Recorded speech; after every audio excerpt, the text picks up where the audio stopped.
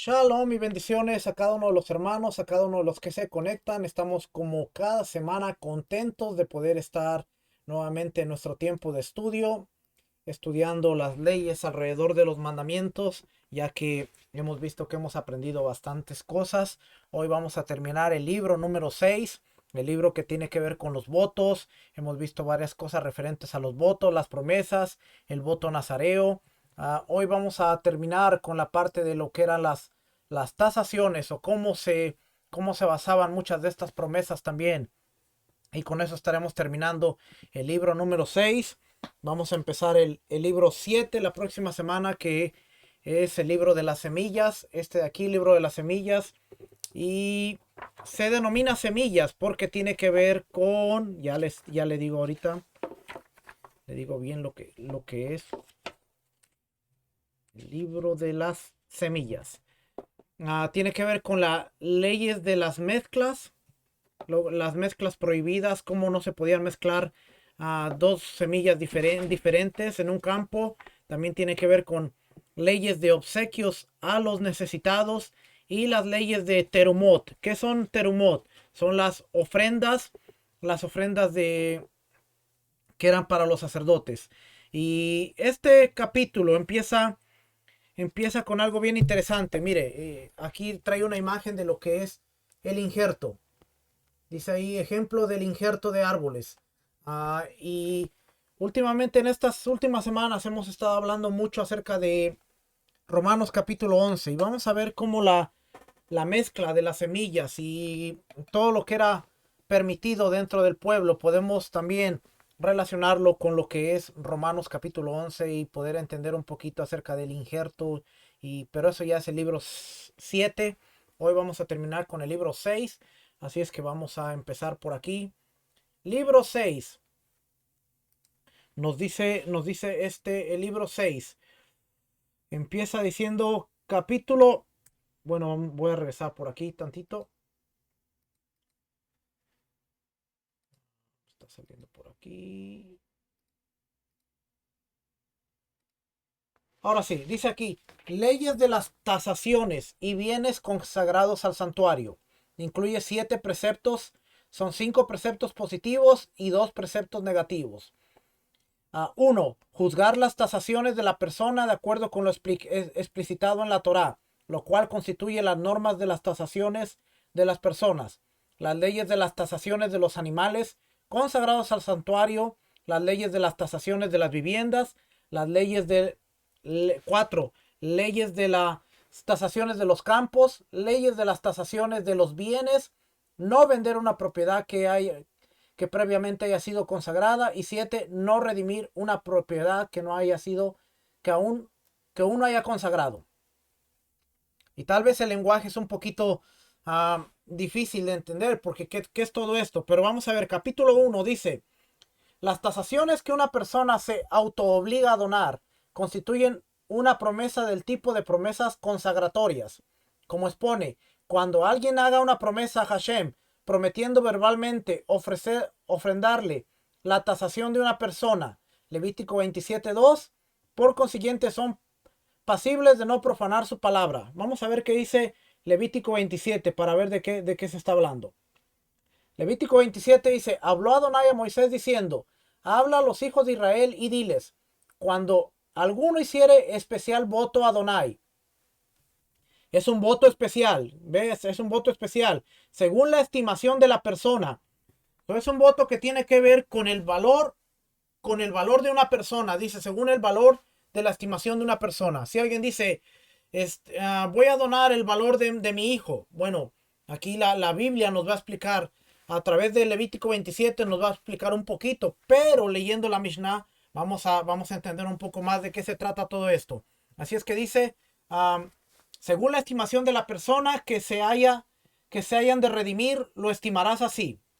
En cuanto al varón de 20 años hasta 60, lo estimarás en 50 ciclos de plata. O sea, un hombre que tenía entre 20 años, de 20 años hasta 60, prácticamente hasta que fuera a morir, valía 50 ciclos de plata, según el ciclo del santuario. O sea, si alguien decía, si alguien decía, por ejemplo, si alguien decía, voy a ofrendar al templo el valor de mi hijo, y su hijo tenía 20 años, bueno, él tenía que pagar 50 ciclos de plata. Y seguimos leyendo, seguimos leyendo por aquí, nos dice esto aquí. En cuanto al varón de 20 años hasta 60, lo estimarás en 50 ciclos de plata según el ciclo del santuario. Si fuere mujer, la estimarás en 30 ciclos. Si fuere de 5 años hasta 20 años, el varón lo estimarás en 20 ciclos y a la mujer en 10 ciclos.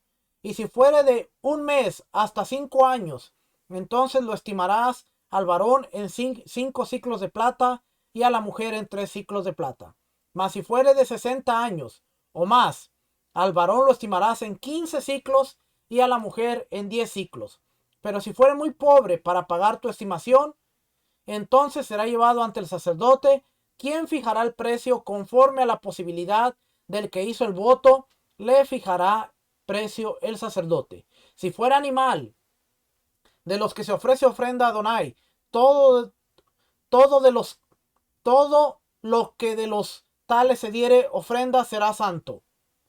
No será cambiado ni trocado, bueno por malo, ni malo por bueno. Y si se permutare un animal por otro, él y el dado en cambio serán consagrados. Si fuere algún animal inmundo, de que no se ofrece ofrenda a Adonai, entonces el animal será puesto delante del sacerdote, el sacerdote lo valorará, sea bueno, sea malo, conforme a la estimación del sacerdote, así será. Y si lo quisiere rescatar, añadirá añadirá sobre tu valuación la quinta parte. Cuando alguno dedicare su casa, consagrándola a Adonai, la valorará el sacerdote, sea buena o sea mala. Según la valorará el sacerdote, así quedará. Mas si el que dedicó su casa deseare rescatarla, añadirá a tu valuación la quinta parte del valor de ella y será suya.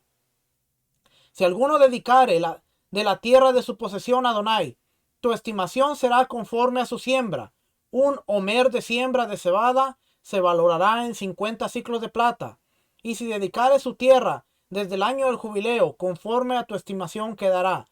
Mas si después del jubileo dedicare su tierra, entonces el sacerdote hará la cuenta del dinero conforme a los años que quedaren hasta el año del jubileo y se rebajará de tu estimación. Y si el que dedicó la tierra quisiere redimirla, añadirá a tu estimación la quinta parte del precio de ella y se le quedará para él. Mas si él no rescatare la tierra y la tierra se vendiere a otro, no la rescatará más, sino que cuando saliere en el jubileo, la tierra será santa para Adonai como tierra consagrada. La posesión de ella será del sacerdote. Y si dedicare alguno a Adonai la tierra que él compró, que no era tierra de su herencia, entonces el sacerdote calculará con él la suma de tu estimación hasta el año del jubileo, y aquel día dará tu precio señalado, cosa consagrada a Adonai. En el año del jubileo volverá a la tierra aquel de quien él la compró, cuya es la herencia de la tierra, y todo lo que valorare será conforme al ciclo del santuario. El ciclo tiene 20 jeras. Pero el primogénito de los animales, que por la primogenitura es de Adonai, nadie lo dedicará, sea buey u oveja de Adonai es. Mas si fuere de los animales inmundos, lo rescatarán conforme a tu estimación y añadirán sobre ella la quinta parte de su precio. Y si no lo rescataren, se venderá conforme a tu estimación. Pero no se venderá ni se rescatará ninguna cosa consagrada que alguno hubiere dedicado a Adonai, de todo lo que tuviere, de hombres y animales, y de la tierra de su posesión, todo lo consagrado será cosa santísima para Adonai. Ninguna persona separada como anatema podrá ser rescatada, indefectiblemente ha de ser muerta. Todo esto que acabamos de leer, que son 29 versículos, es lo que vamos a cubrir en el estudio de hoy. ¿Por qué? Porque la Biblia dice, lo valorará según el sacerdote. El sacerdote iba a jugar un papel importante porque la base de todo esto realmente es que las personas no se comprometieran a la ligera. Por eso hemos estado hablando de los juramentos y de los votos, porque así la persona iba a pensar, Porque una vez que dijera, mi casa es consagrada para Dios, el sacerdote le iba a poner un precio.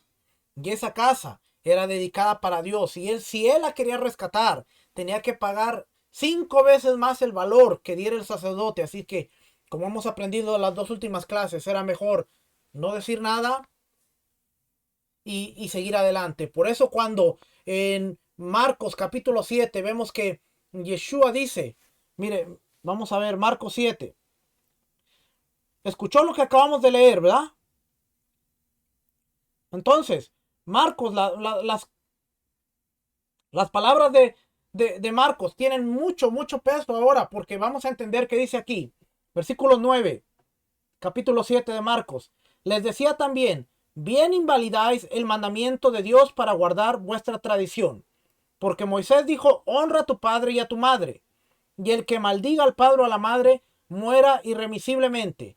Pero vosotros decís, basta que diga un hombre al padre o a la madre, es corbán, que quiere decir, me ofrenda a Dios todo aquello con que pudiera ayudarte, y no le dejáis hacer más por su padre o por su madre, invalidando la palabra de Dios con vuestra tradición que habéis transmitido, y muchas cosas hacéis semejantes a estas.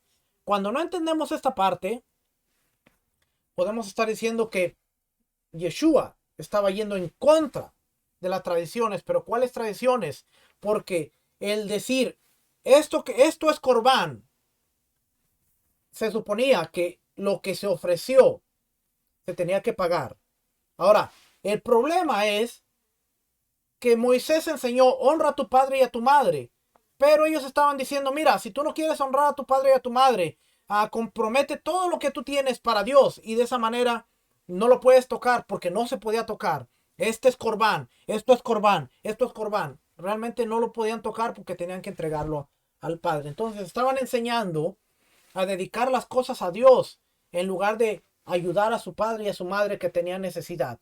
Ahora, Yeshua no está diciendo que eso estaba mal, porque parte de lo que leímos en Levítico dice, si alguien prometió algo, tenía que cumplirlo. Entonces, cuando la gente dice, basta que diga un hombre al padre o a la madre, es corbán, que quiere decir mi ofrenda a Dios. Mira, mamá, yo te puedo ayudar, pero el borreguito que tengo es corbán, lo he prometido a Dios. El terrenito que tengo lo he prometido a Dios.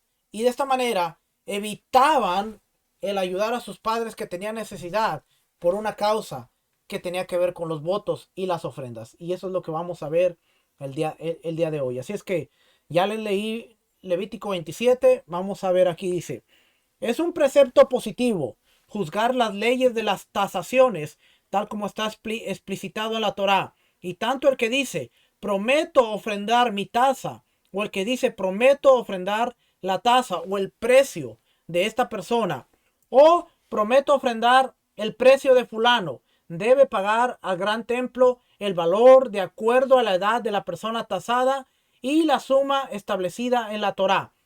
¿Dónde se establece la Torá? Capítulo 27 de Levítico. Vimos que la Torá nos habla. Capítulo 27 nos habla de una persona que tiene hasta 20 años. Si una mujer tiene hasta 20 años, es 30 ciclos. Si fuera de 5 años hasta 20, el varón 20 ciclos, la mujer 10. Cuando no entendemos estas cosas, muchas veces tendemos aún a decir, ¿ves? La Biblia es un documento machista porque siempre el varón tiene mayor precio, vale más. Pero en la cultura antigua, valía más, tenía mayor valor un hombre, no por el machismo, sino porque un hombre podía trabajar en múltiples cosas dentro del hogar, fuera del hogar, en el campo, y podía hacer mucho. Versus la mujer, que la mujer era más limitado lo que podía hacer. Las tareas de la casa y una que otra cosa fuera de la casa también. Pero el trabajo pesado lo hacía el hombre. Por eso, un hombre que tenía entre 20 y 60 años, que estaba en su vigor, claro que valía más. La mujer valía en la mitad de precio. Y así la jovencita, la niñita, valía menos que el jovencito. ¿Por qué? Porque el jovencito todavía tenía mucha vida por delante, pero no tenía nada que ver con el machismo, sino con la función. ¿Ok? Porque a veces leemos estas cosas y decimos, no, hasta el hombre valía más. No se trataba de machismo, sino de función. Lo que podía ofrecer un hombre versus lo que podía ofrecer una mujer. Y realmente una mujer, si era deshonrada, muchas veces lo que le quedaba a las mujeres era la esclavitud o la prostitución. Y un hombre podía todavía trabajar muchos años como siendo un esclavo. Así es que, pero nos dice aquí, usted lee Levítico 27 y se va a dar cuenta de las diferentes cantidades que hay. Si fuera de 60 años o más, prácticamente de 60 hasta que muriera, el varón valía 15 ciclos y la mujer 10 ciclos. Pero dice, pero si fuera muy pobre para pagar tu estimación, entonces el sacerdote te podía decir cuánto realmente era lo que valía de acuerdo a las posibilidades del hombre. ¿Y cuál es la suma? Si el tasado tenía de 30 días de edad o menos, no tenía establecida una tasación. O sea, un bebé que tenía 30 días o menos no tenía un valor. Y el que dice sobre él, prometo ofrendar su tasa o su valor, se considera como si dijera, prometo ofrendar la tasa o el valor establecido por la Torá de este objeto, por lo que no tiene ningún deber. Si el tasado, cada que digo tasa o tasado, entienda que es el valor. Si el valor tiene, si el tasado, la persona a la cual se le está haciendo un estimado, tiene entre 31 días y 5 años de edad completos, el valor es de 5 shekels y el de la niña de 3 shekels. Ya lo leímos en Levítico. Desde el primer día de su sexto año hasta la edad de 20 años, la tasación del hombre es 20 shekels y de la mujer 10 shekels. Desde el primer día del año 21 hasta completar la edad de 60 años, la tasación del hombre es 50 shekels y la mujer es de 30 shekels. Y desde el primer año, desde el primer día de su año 61 hasta su muerte, incluso si vive muchos años, la tasación del hombre es de 15 shekels y la mujer es de 10 shekels. Todos estos años se contabilizan completos desde la fecha de nacimiento y shekel alude al shekel sagrado, que equivale al peso de 320 granos de cebada de plata pura. Los sabios ya han incrementado su valor y lo definieron como un sela, que equivale a 384 granos de cebada. O sea, ese era el valor de un shekel. Lo que pesaba 384 granos de cebada era lo que pesaba un shekel. Y ya de ahí dependía si eran 3, 5, 10, 15. Era lo que se tenía que pasar a pagar. Dice el versículo 8. Tanto el que tasa a una persona bella y saludable o a una persona fea y enferma, incluso si el tasado es leproso, ciego o manco, tiene todo defecto físico, debe pagar de acuerdo a la edad del tasado, tal como lo expone la Torah. Fíjese lo interesante, porque no importaba si estaba bello, si estaba guapo o si estaba feo, si tenía 20 años, tenía que pagar la misma cantidad. Así es que no había que, porque este está feíto, déjenmelo en descuento y vale menos. No, si tenía entre 20 y 60 años, valían lo mismo. No había diferencia. ¿Okay? Así es que esa parte es interesante porque vemos cómo con Dios no funcionaba eso de que este está guapo, vale lo doble, o la mujer, valían lo mismo. Aun si estaba enfermo, ciego, manco, leproso, tenía algún defecto físico, valía lo mismo. ¿Qué quiere decir? Que ante Dios todos valemos lo mismo. Muchas veces realmente la sociedad, cómo nos mira, es algo que tiene que ver con un problema interno del corazón, porque cuando usted se ama, usted sabe que Dios lo ve de la misma manera. Dice por aquí donde estamos. Los valores no son como las tasaciones. ¿Qué significa ello? El que dice, prometo ofrendar mi valor, el valor de esta persona o el valor de fulano, incluso si aquel es un menor de un día de edad, debe pagar lo que valdría en el mercado de esclavos, ya sea un dinar o un mil. Todas las tasaciones y valores que uno donó sin especificar su fin deben ser destinadas al mantenimiento del gran templo y se deposita en la sala que había en el gran templo, asignada a lo consagrado a su mantenimiento.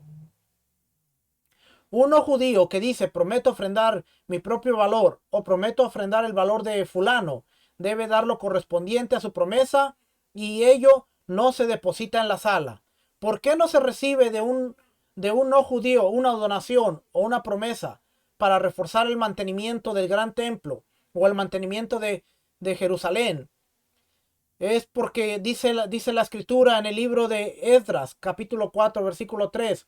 Nada tienen que ver ustedes con nosotros en el asunto de edificar la casa. Y también dice, y ustedes no tienen parte, ni derecho, ni memorial en Jerusalén. Nehemías 2:20.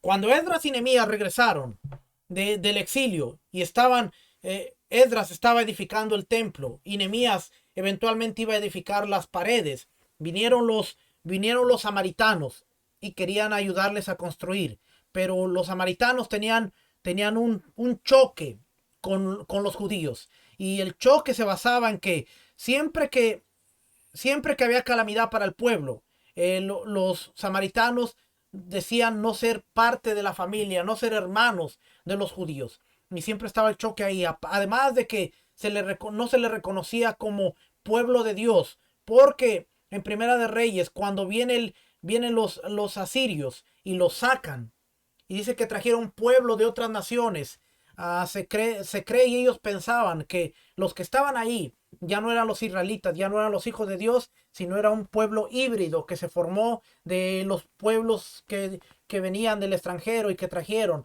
Así es que no eran reconocidos como los samaritanos, como los israelitas, como los hijos de Dios. Y por eso, a través de la gran asamblea, se acordó que un no judío podía traer su ofrenda, podía aportar al templo, pero no podía aportar para lo que era el mantenimiento del templo ni para el mantenimiento de la ciudad. Su dinero sí se ocupaba, pero se ocupaba en otras cosas que no fuera mantener, arreglar el templo ni arreglar la ciudad. Así es que esa era la gran diferencia. ¿Okay? El 12 dice, ¿y entonces qué se hace con el dinero? Si dieron los no judíos, se investiga con qué intención el no judío hizo la promesa de ofrenda o de donación. Si la hizo teniendo en mente que los israelitas lo utilicen para lo que consideren, el tribunal rabínico puede usarlo en lo que considere, excepto el mantenimiento del gran templo y de Jerusalén. Y si él dice, hice la promesa para el cielo, es decir, para el mantenimiento del gran templo, el dinero debe enterrarse. No se usa para el templo, pero se entierra, porque ese dinero iba destinado con un fin. Y por eso muchas veces dentro del pueblo de Dios y dentro de lo que es la administración aún de la iglesia, el sistema tradicional, tenemos que tener muy en cuenta cuando una ofrenda es destinada para ciertos propósitos y asegurarnos que esa ofrenda siempre esté dirigida para el propósito. Mi esposa es una de las personas que siempre dice, pregunta para qué es esta ofrenda, porque no queremos que si una ofrenda iba destinada para algo, entonces estemos usándola para algo más. Y yo creo que eso es algo muy interesante que siempre tenemos que aprender. Aún el gran templo se aseguraba en esto. Si un no judío de repente decía, esto lo ofrendo para el mantenimiento del templo, ellos preferían enterrar el dinero antes que usarlo para otra cosa que no fuera lo que el corazón de la persona había destinado. Y eso me pareció sumamente interesante. Vamos a brincar para acá. Los Kohanim, los sacerdotes y los levitas pueden tasar y ser tasados como cualquier israelita. Y un menor que ha llegado al periodo de las promesas, que tasa o promete el valor de una persona, está obligado a pagar porque sus promesas son válidas, como ya hemos explicado en las leyes de las promesas. Esto tiene que ver cuando la gente se comprometía a que iba a dar. ¿De dónde usted cree? ¿De dónde usted cree que? Déjenme tomo un poquito de té antes de decir lo que tengo que decir. ¿De dónde usted cree que de repente se tomó él? ¿Cuántos levantan la mano y cuántos se comprometen? A ver, ¿cuántos dan 100? ¿Cuántos dan 200? ¿Cuántos dan 500? Y vamos, hermano, apúntelos, apúntelos. Ve a quién está levantando la mano y apúntelos. Porque para unas cosas sí nos conviene, pero para otras cosas la Torá no nos conviene. Seguir leyendo por acá. El que dice prometo, 19, el que dice prometo ofrendar mi tasación y luego lo repite, aunque sea varias veces, tiene el deber de dar por cada vez. Si dice prometo ofrendar 4 o incluso 1000 veces mi tasación, lo que valgo, debe pagar su valor establecido por la Torá, la cantidad de veces que haya prometido. Ahora acuérdense nuevamente, estamos leyendo porque ya hemos leído las leyes de las promesas, leyes de los juramentos, que las promesas no se hacían a la ligera. Así es que si una persona dice, prometo dar mi valor, prometo dar mi valor, prometo dar mi valor, pues esto tiene que pagar 3 veces. No se permitían las bromas. No era de, pero lo dije jugando, porque la cosa era seria. ¿Sí? Es lo que estamos aprendiendo. Y con esto termina el tema de las promesas y los juramentos, porque si alguien prometía algo, tenía que cumplirlo. Si alguien prometía, yo prometo mis animales, yo prometo mi terreno, yo prometo mi casa, tenía que cumplirlo porque no era un juego.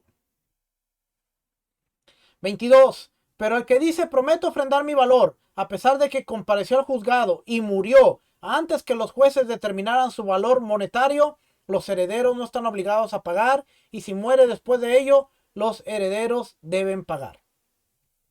Imagínese la deuda de alguien que prometió dar una ofrenda, se muere y ahora los hijos tienen que pagar. Capítulo 2. El que dice, prometo ofrendar la tasación de mi mano, de mi ojo o de mi pie, o si dice, prometo ofrendar la tasación de la mano u ojo de esta persona, se considera que no dijo nada.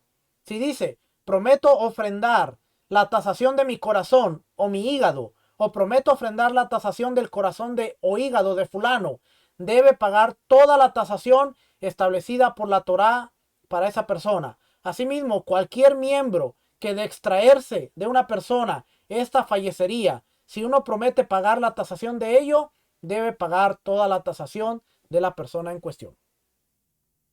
Nuevamente, si usted dice, yo prometo pagar el valor de el corazón de esta persona, bueno, ahora tiene que pagar todo lo que valía la persona. Esto le va a llamar la atención. Oiga bien lo que vamos a leer ahora. El que dice, prometo ofrendar el valor monetario de mi mano o prometo ofrendar el valor de la mano de fulano. Se evalúa cuánto vale la persona con mano y cuánto sin mano. Y la diferencia es lo que ofrenda al santuario. ¿Cómo es ello? Si una persona se vende completa por 50 y sin su mano, de modo que su mano le pertenezca al dueño anterior y que el comprador no tenga ningún derecho a ella, se vende a 40. Se vende a 40. Resulta que él debe pagar la suma de 10 al santuario y eso es válido en casos similares. Le dije que pusiera atención, ¿sabe por qué? Porque aquí en Estados Unidos, al menos en Estados Unidos, no sé en otro país, pero aquí en Estados Unidos existe la compensación al trabajador. Y la compensación al trabajador siempre evalúa el daño, el daño en el miembro de la persona. Si fue una mano, si fue un pie, si fue un ojo, si fue el daño. Y lo que representa en pérdida para esa persona. Y lo que representa en pérdida en esa persona normalmente va a ser la cantidad de compensación que va a recibir esta persona en el caso de un accidente en un trabajo. Mire, las leyes civiles, las leyes por las cuales nos regimos en todo tiempo, nos están diciendo que hay un poquito de la Torá conforme a nosotros vivimos. Si usted se lastima una mano y la mano no le funciona al 100%, entonces después de un periodo va a haber una evaluación. Van a evaluar qué tanto es el daño, qué tanto es la pérdida, cuál es la pérdida de la función de su mano. Y basado en ello, le van a dar una compensación por el daño. ¿No le parece ¿No le parece que en ese tiempo, cuando usted decía, prometo el valor de la mano, vamos a ver cuánto vale la persona con mano, cuánto vale sin mano, esto es lo que tienes que ofrendar por andar de chistoso diciendo que querías ofrendar el valor de la mano de la persona? Y hoy lo vemos, hoy en la compensación al trabajador.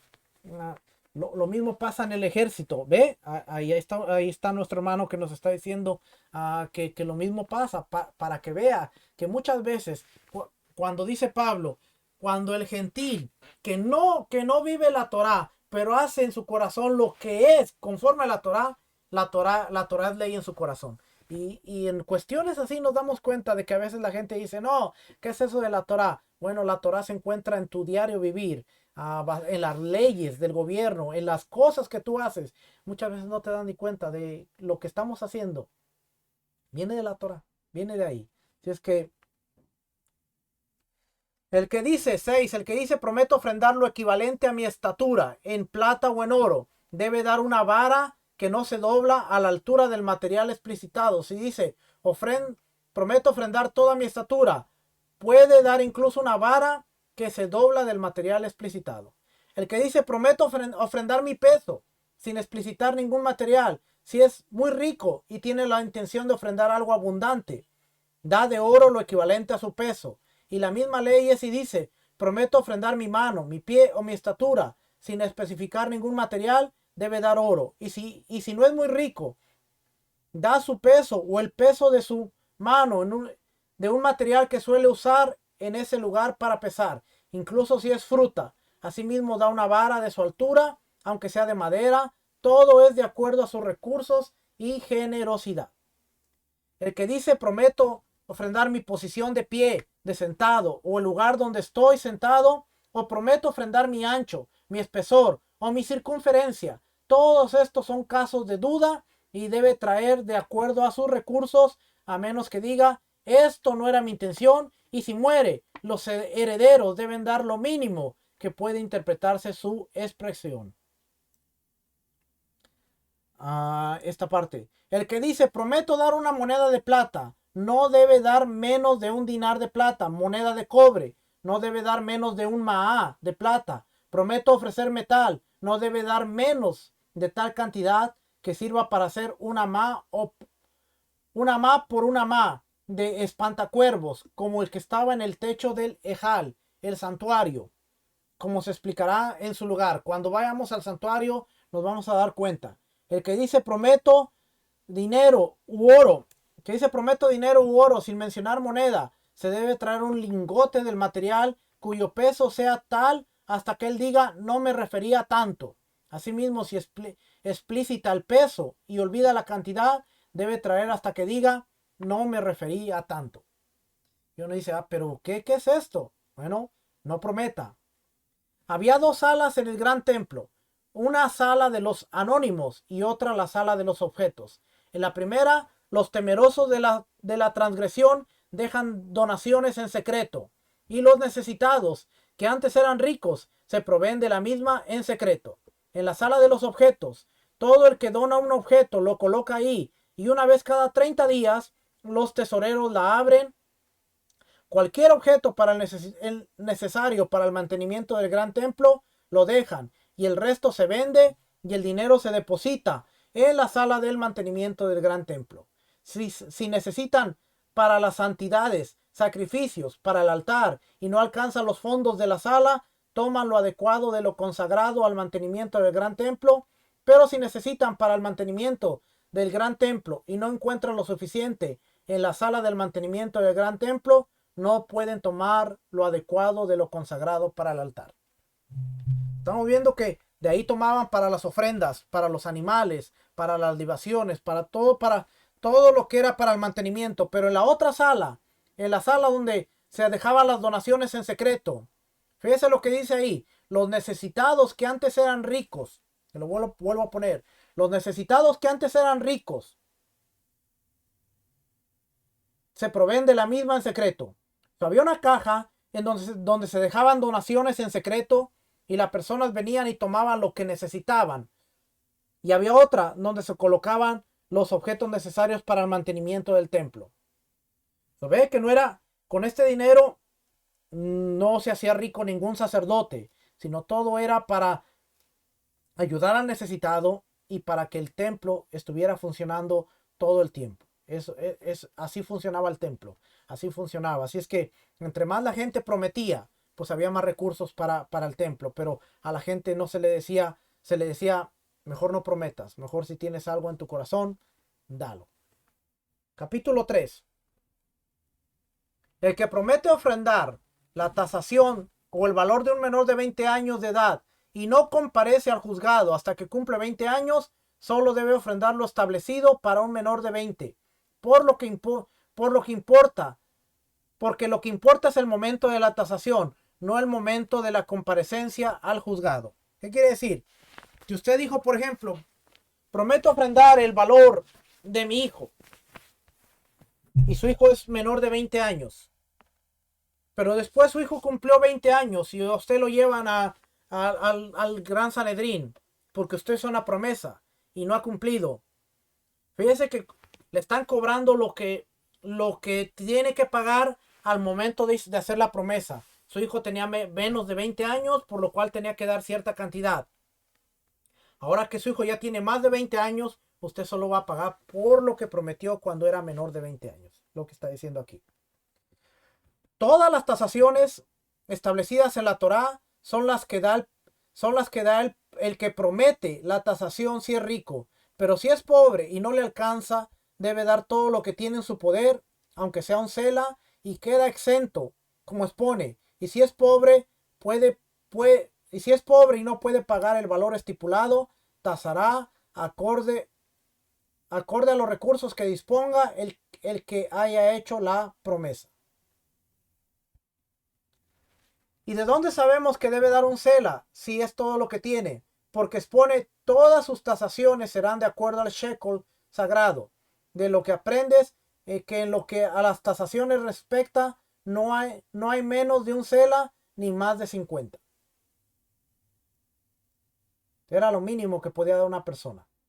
10. El que dice prometo ofrendar tasación sin especificar de quién, no se considera que explicitó 3 shekels, que es la tasación mínima, sino es juzgado de acuerdo a sus recursos, como cualquiera que promete ofrendar una tasación.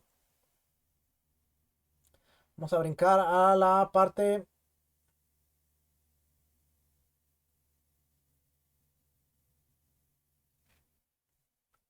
4. El campo que el hombre hereda se denomina sede ajusa, campo de herencia astral. Y el campo que uno compra o adquiere se denomina sede mikná, campo adquirido. El que consagra su campo de herencia ancestral se lo mide y su tasación es establecida en la Torá. ¿Y cuánto es? Toda superficie apta para sembrar un homer de cebada a mano, sin amontonar ni espaciar la siembra, tiene una tasación de 50 shekels para todos los años de jubileo. Y el año de jubileo mismo, el 50, no se cuenta. Esto se aplica ya sea al mejor campo de toda la tierra de Israel, sin igual, como al peor campo de todos.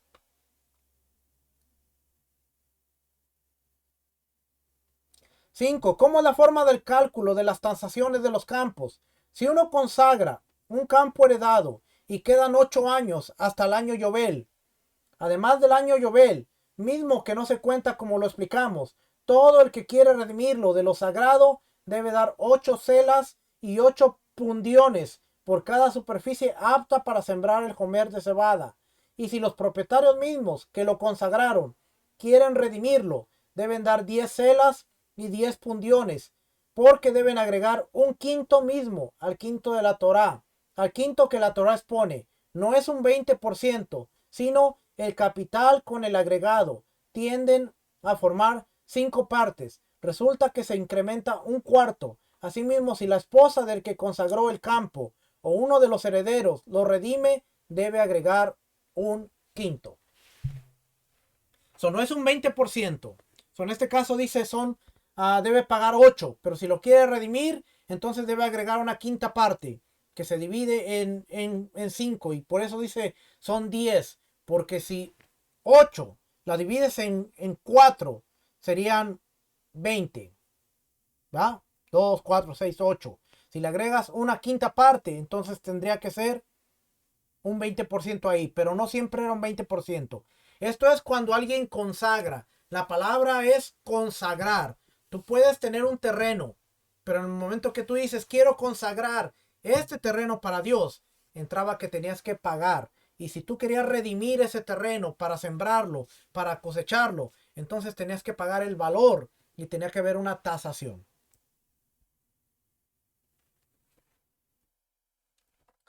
7. Si queda un año hasta el Yobel, no se puede pagar un sela y un pundión para redimirlo, como expone, y calculará el Cohen de acuerdo a los años restantes. No se puede redimir con dinero descontando los años que faltan hasta el Yobel, sino en un plazo de 2 o más años antes del Yobel. Acuérdense, en el año Yobel, en el año 50, toda la tierra tenía que regresar a sus dueños y las deudas eran perdonadas. Por eso. 9. Por consiguiente, no es conveniente consagrar un campo menos de 2 años antes del Yobel. Y si uno lo hace, queda consagrado y no puede redimirse descontando el dinero de acuerdo a los años. Más bien, si el que redime quiere pagar 50 shekels por cada área apta para sembrar, un homer puede redimirlo. Y si no lo redime, pasa a los Kohanim en el Yobel, como se explicará en el inciso 19. Si alguien consagra su campo en el año del Yobel mismo, no queda consagrado. Y si un Cohen o un Leví consagran en el año del Yobel mismo, queda consagrado. Vamos a ver el 19. 16. Si uno consagra un campo no apto para siembra, denominado Terashim, se lo redime por su valor de mercado. Asimismo, si uno consagra solo árboles, se lo redime según el valor. 19. Si alguien consagra su campo de herencia y llega al Yobel sin que sea redimido, sino que permanece bajo la potestad de lo consagrado, los Kohanim pagan su valor y pasa a ser herencia de ellos, porque algo no deja de ser consagrado sin ser redimido, y ese dinero queda consagrado para el mantenimiento del gran templo. Si tú lo consagras, pero no lo redimes antes del año Yobel, entonces los sacerdotes pueden quedarse con él. Una vez consagrado, tienes que redimirlo. Aunque llegue el Yobel, tiene que ser redimido, porque si no, prácticamente lo pierdes. Pero la clave aquí es, si vas a consagrar algo, pero no lo vas a redimir, prácticamente lo vas a perder. Si el que ha consagrado el campo lo redime antes que llegue el Yobel, el mismo regresa a sus dueños y el dinero pagado va para el mantenimiento del gran templo, como hemos explicado ya. Asimismo, si el hijo del que lo ha consagrado lo redime, vuelve a su padre en el Yobel. Pero si lo redime su hija, otros parientes o un ajeno, si luego que él lo consagra va y lo redime de sus manos, le vuelve a él para siempre. Y si lo redime de sus manos, y si no lo redime de sus manos, sino que llega al Yobel, estando el campo en posesión de su hija, de los otros parientes o del ajeno, él mismo regresa a lo consagrado y nunca vuelve a sus dueños. Más bien será herencia para los Kohanim, como expone. Así, cuando ese campo adquirido al tesoro del templo quede libre en el jubileo, quedará para el Cohen. Y los Kohanim no necesitan pagar el valor del campo, porque ya ha sido redimido de lo consagrado. Quien cobró su valor de otra persona, más bien vuelve a los Kohanim como si fueran los propietarios. Acuérdense, los sacerdotes no podían comprar tierra, pero sí se podían hacer de tierra. ¿Cómo? Cuando la gente no pagaba lo consagrado, llegaba el Yobel, entonces ellos podían hacerse de tierras. Si una mujer consagra su campo heredado y su esposo lo rescata de lo consagrado y llega el Yobel estando en posesión del esposo, es un caso de duda de si regresa a la mujer o si va para los Kohanim. Por consiguiente, si la mujer se adelanta y toma posesión del mismo después del Yobel, los Kohanim no pueden sacárselo. Y si los Kohanim se adelantan y toman posesión del mismo, la mujer no puede sacárselo. Quien tomara ventaja. Vamos a ir para acá al capítulo 5. El que consagra un campo que es suyo por herencia tiene el precepto de redimirlo, porque el dueño tiene prioridad, y si no desea hacerlo, no se le obliga. ¿Cuándo se aplica esto? Cuando rige el precepto de Yobel, del modo que si el Yobel llega sin haberlo rescatado, el campo va para los Kohanim, como hemos explicado. Pero cuando el Yobel no rige, de modo que el campo no irá para los Kohanim, sino que siempre finalmente será redimido, se obliga al dueño a presentar una ofrenda en primer lugar y es redimido según su valor como otros bienes consagrados. Y usted dirá, bueno, ¿y todo esto qué tiene que ver? Acuérdese que cuando el Mesías venga, la tierra de Israel va a regresar a su estado original y todas estas leyes van a estar vigentes nuevamente. Hoy no están vigentes porque no hay templo y porque no están los sacerdotes activos. Capítulo 6. Tanto si uno dice, esto está consagrado, Hekdesh, al mantenimiento del gran templo, o segregado, Jerem, al mantenimiento del templo, o segregado al cielo, o bien, si lo dice respecto de todos sus bienes que sean consagrados, segregados al mantenimiento del gran templo, o segregados al cielo, ello va para el mantenimiento del gran templo. Pero si lo declara segregado sin aclarar en favor de qué le pertenece a los Kohanim, porque lo segregado sin aclaración es para los Kohanim, como expone toda la segregación en Israel, será para ti. Números 18:14. Vamos a leer eso. Números 18:14.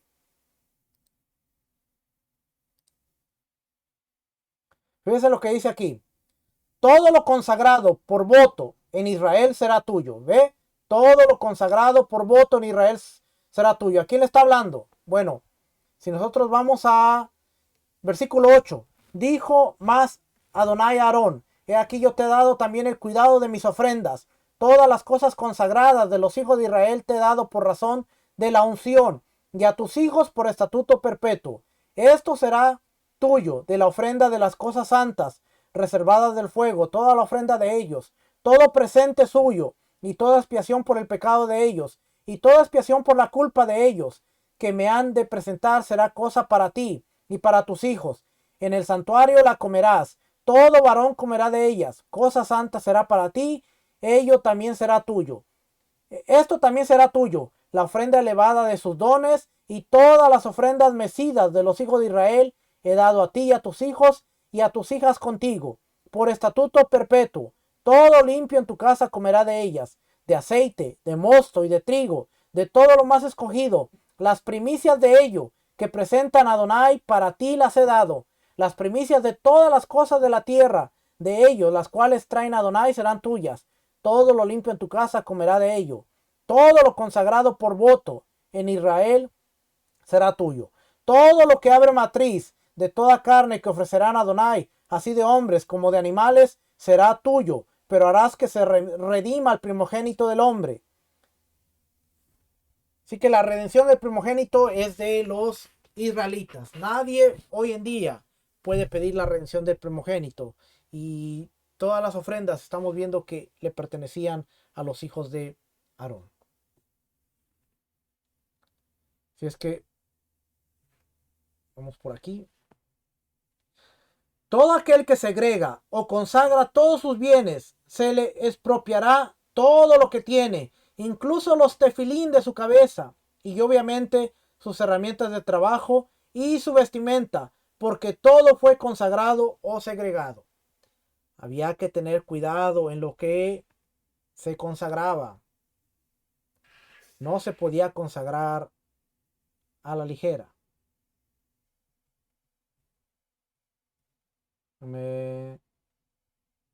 ¿Qué más sigue por aquí?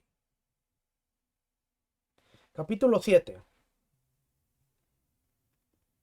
Los bienes consagrados no pueden redimirse con terrenos ni con esclavos, porque fueron comparados a los terrenos, ni con documentos, porque no tienen un valor intrínseco, como expone, y dará la plata, ya sea tu plata o tus bienes, muebles que valen plata, incluso salvado fino. Todo el que redime sus santidades debe agregar un quinto del valor, ya sea el mismo que lo consagró, su esposa o su heredero, como hemos explicado. e incluso este quinto solo puede ser un bien mueble, y el quinto que se agrega tiene la misma condición que lo consagró, que lo consagrado mismo, y le rige la misma ley. 4. ¿En qué caso? En caso que los animales de las santidades del altar contraen un defecto físico y son redimidas, si el mismo que la consagró lo redime, debe pagar un quinto adicional, como cualquier bien consagrado. El que consagró para sí mismo es el que debe añadir un quinto, pero no si lo redime aquel por el cual se presentó la ofrenda para su perdón, y la consagración del primer grado es lo que rige agregar un quinto. Cuando uno consagra un animal y el animal termina siendo impuro, ahora tiene que pagar el valor del animal más una quinta parte. Fíjense lo que dice aquí el 5. Por consiguiente, si cambia un animal por otro, ya sea consagrado al mantenimiento del gran templo, como consagrado al altar que contrajo un defecto, o si sustituye uno consagrado al altar, cuando él redime para sí mismo al segundo animal del cambio o el sustituto, porque la ley es que ambos quedan consagrados, no debe añadir un quinto. El que separa un animal como ofrenda a Sham, que contrae un defecto y añade un quinto y lo cambia por otro animal, y este se le pierde, y finalmente obtuvo perdón con otra ofrenda a Sham, y se encuentra el animal cambiado y se destina a pastar, como se explicará en su lugar. Es duda si debe añadir un quinto, siendo que es una ofrenda olá, por lo que, si bien es el mismo cuerpo, es otra santidad, y si no debe añadir un quinto porque viene por medio de la primera consagración sobre lo que ya añadió un quinto. Cuando empecemos a hablar de las ofrendas, creo que es el libro 8, vamos a darnos cuenta de cómo eran las ofrendas y cómo se consagraban. Y lo que está explicando aquí es, si tú dijiste, este animal va a ser para mi ofrenda a Sham, que es por la culpa. El animal se perdió. Tuviste que traer otro animal para presentar esa ofrenda. Pero después tienes que añadirle una quinta parte porque se perdió el animal. Y después que pagaste la ofrenda, el animal murió, regresaste y se encontró el animal que se suponía que tenías que ofrendar. Estaba la duda de si podías quedarte con él o qué tenías que hacer. Y ellos dicen, bueno, ya trajiste la ofrenda, le pagaste una quinta parte, puedes quedarte con el animal. Versículo 8 dice, todos los animales consagrados para el mantenimiento del gran templo, como los consagrados para el altar que contraen un defecto, solo pueden ser redimidos por su valor. Si se lo redime por menos de su valor, incluso si lo consagrado vale 100 dinares y lo redime por un valor de una peruta, queda redimido, pasa a ser mundano y está permitido beneficiarse de ello. Pero por institución rabínica es necesario una averiguación del valor y tiene el deber de completarlo. ¿Cómo es ello? Si uno tiene un animal consagrado al altar de un valor de 10, que contrajo un defecto, y un animal mundano que vale 5, y dice, este está cambiado por este, queda redimido y pasa a ser mundano, pero debe completar los 5 restantes. Asimismo, si el primer animal estaba consagrado al mantenimiento del gran templo, pasa a ser mundano en lo relativo a la esquila y el uso para el trabajo, y el segundo lo reemplaza por la ley de la Torá, pero por institución rabínica es necesario averiguación de los valores para ver si eran del mismo valor y si no, debe completar. O sea, tiene que hacerse una averiguación de ver si los dos animales valían lo mismo o si no, el animal de menor valor que trajiste para reemplazar al otro es aceptado, pero tienes que pagar la diferencia. Si uno vale 5 y el otro valía 10, bueno, tienes que pagar los otros 5 restantes. No era de, traje este animalito, estoy sustituyendo a aquel y ya quedó, sino por institución rabínica tenía que hacerse una investigación y ver que todo estuviera bien. Si alguien dijo, intercambio este talit que vale 10 sela por este talit consagrado, y esta vaca de 10 sela por esta vaca consagrada, incluso si lo consagrado vale 5 y la de él vale 10, debe añadir un quinto y pagar 2,5 selas, porque la redimió por un valor fijo, y la segunda no requiere la quinta parte, como ya hemos explicado.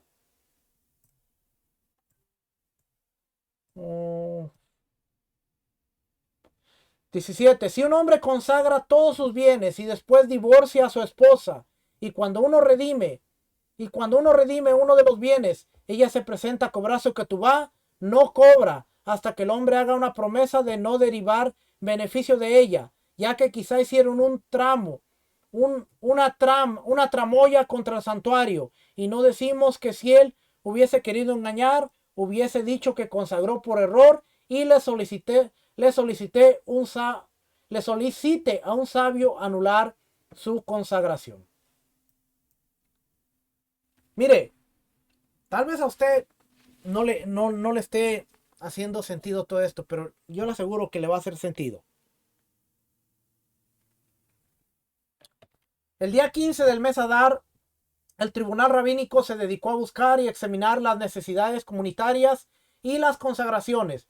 Las examinan, inquieren e investigan y redimen las consagraciones y segregaciones, cobran la tasación y valores de todo lo que adeuda para que esté todo el dinero preparado junto con la recaudación de los shekalim para el mantenimiento de la casa de nuestro Elohim, porque viene Pesach y tienen que asegurarse de que se arregle el templo, las calles y todo.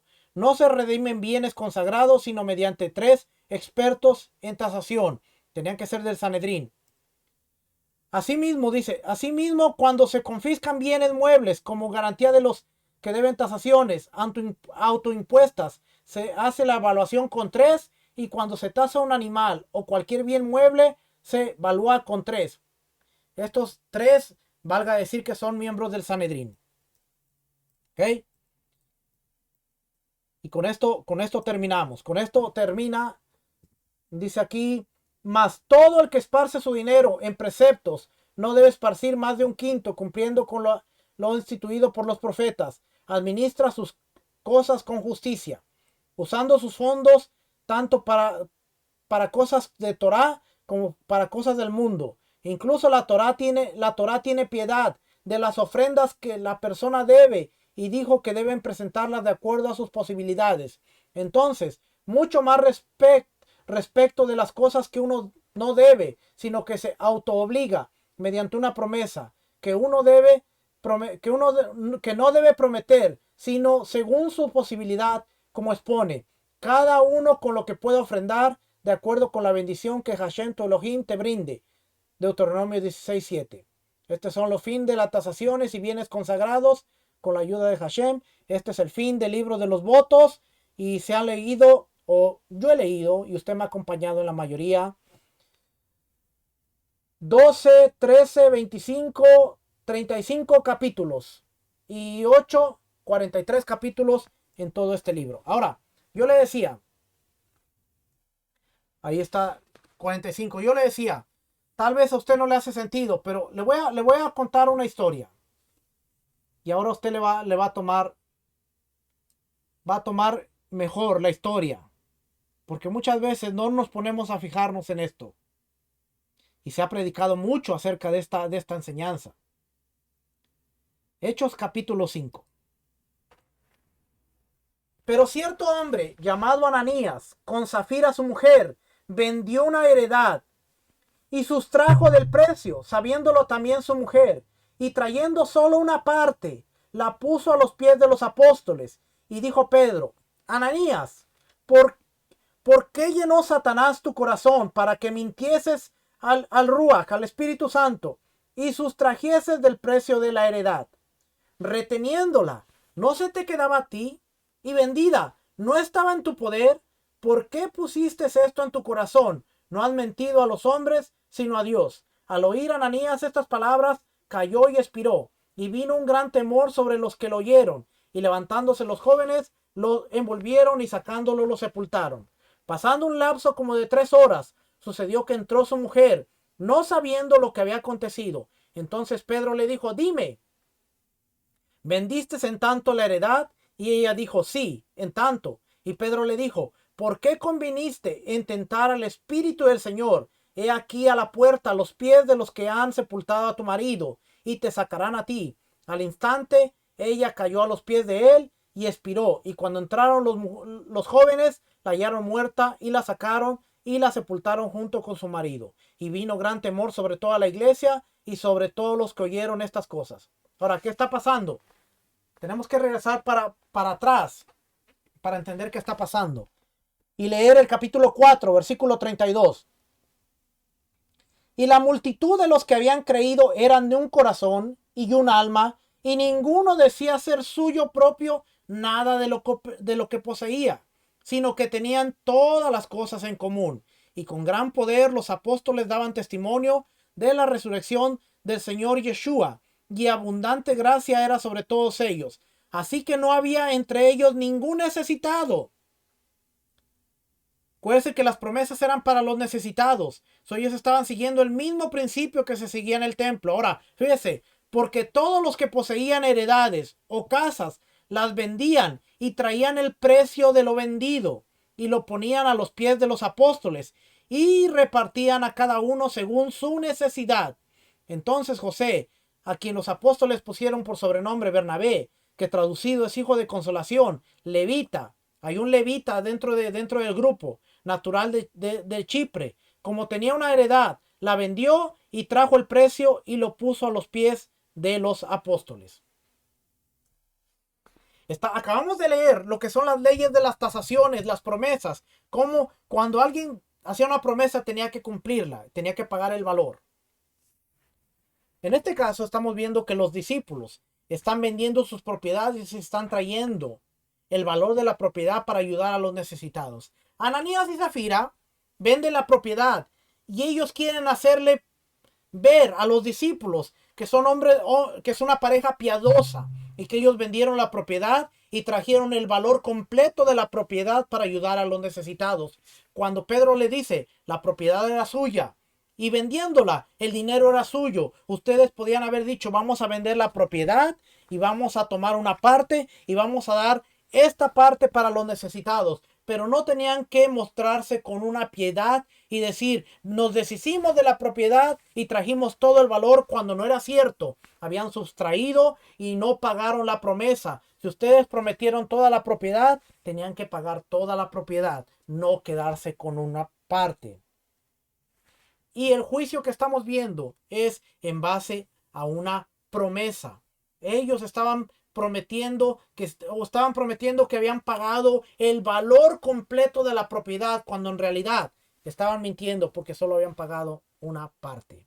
Y eso tiene que ver con lo que acabamos de leer, porque la Biblia nos incita a no prometer, y si te nace algo del corazón, tú tienes que dar, pero no aparentes que eres un hombre de piedad, un hombre de bondad, y estás dando y te estás deshaciendo hasta de lo que no tienes para dar, cuando en realidad no es así. Y así es como terminamos la enseñanza del día de hoy. Por eso le digo que cuando leemos Mishnah, cuando leemos todo este tipo de cosas y leemos algunos pasajes de el Brit Hadashah al Nuevo Testamento, podemos entender realmente qué es lo que está pasando y ver por qué hubo un juicio tan severo que fue la muerte. Ahora, si la gracia vino con Yeshua, entonces ¿por qué esta pareja está pagando las consecuencias de sus actos con muerte? ¿Será que la iglesia primitiva vivía de una manera que ya no la estamos viviendo hoy en nuestros días? Porque créame que hoy en nuestros días serían más los que caeríamos muertos que los que estuvieran de pie. Porque hoy en día seguimos siendo un montón de hay una palabra que se usa. Seguimos siendo un montón de charlatanes en muchas cuestiones y a veces por no entender la severidad de las cosas. Familia, espero que la enseñanza haya sido de bendición. Espero que regrese con nosotros la próxima semana. Vamos a seguir aprendiendo acerca de las mezclas, las semillas. Y una vez que entremos a la parte del templo, de las ofrendas y todo, usted se va a dar cuenta qué tan alejados estamos de lo que es la separación de lo santo y de lo profano, de lo puro y de lo impuro. Y de eso se trata, que cada día vayamos aprendiendo, que cada día vayamos creciendo y cada día podamos ir comprendiendo cómo vivir los mandamientos de la Torá de Dios de una mejor manera.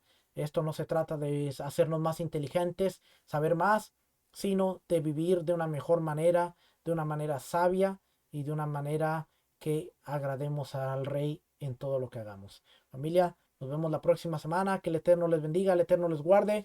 Shalom, bendiciones. Shalom.